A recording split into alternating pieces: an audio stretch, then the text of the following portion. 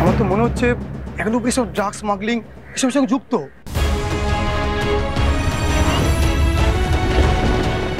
Even পুলিশকে আমি এটাই বলেছি। যা খুশি তাই বলছে দেখছি। আশ্চর্য।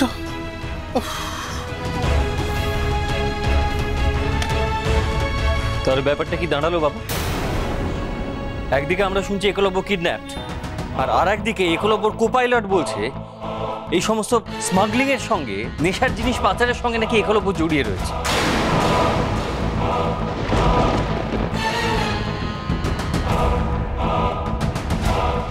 ও মরে যা, থাকতেই পারে। কোটি কোটি টাকার ব্যাপার না।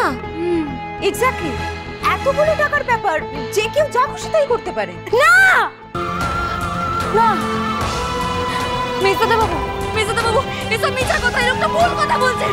ভুল ভুল ভুল। ওর বাবু এই কাজ করতে পারে না, ওর বাবু এই কাজ করে না। আমিও তোমার সঙ্গে একমত রাঙা।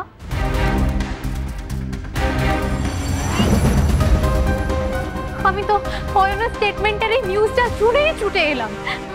একলব্যকে এইভাবে বাঁচানো কেন হচ্ছে? অয়ন এসব কেন বলছে? আমার না কিচ্ছু মাথায় ঢুকছে না। একটা কারণেই বলছে, ওই মেয়েদের একজনকে নিয়ে তো একলব্য চার্টার প্লেন ফ্লাই করেছে, আর সেখানে নেশার জিনিস পাওয়া গেছে। তুই একলব্যকে তো সন্দেহ করবি, সেটাই স্বাভাবিক নাকি? তাই তো, একে তো প্লেনে আগুন লেগে গেল, এতগুলো লোকের প্রাণ তবু কোনো রকমে বাঁচানো গেল, তারপরে এত যদি নেশার সামগ্রী প্লেনে পাওয়া গিয়ে থাকে, তাহলে ভাবতে পারছো কতগুলো মানুষের ক্ষতি হয়ে যেতে পারতো।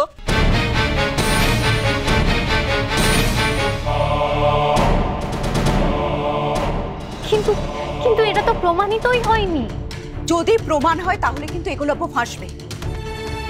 আরে বাবা, অয়ন তো একলব্যর বন্ধু, ও কেন একলব্যকে মিথ্যে সন্দেহ করবে? হ্যাঁ হ্যাঁ, সেটাই করছে, ভুল কথা বলছে। উড়ন বাবুকে ফাঁসানোর চেষ্টা করছে, উড়ন বাবুর এই বন্ধুটাও মিথ্যে কথা বলছে। ওর হাল আমি কি করব জানে না।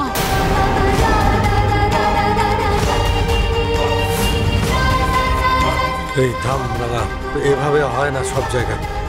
চুপ কর তুই। আচ্ছা রাঙা, সব কিছুতেই কি তুই তীর ধনুক নিয়ে সমাধান করতে যাবি নাকি পারবি?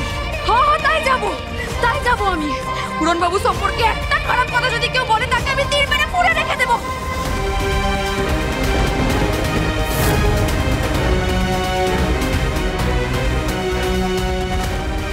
ছাড়বো না আমি কাউকে। উড়ন বাবু আমার স্বামী রে, তার নামে এই সাকা বলে আমি হাতে পড়েছি, তার দেওয়া সিঁদুরটা আমি সিঁথিতে পড়েছি। আর ওই ভগবানের মতন মানুষটাকে যদি কেউ একটা খারাপ কথা বলে, তাকে আমি শেষ করে ফেলবো।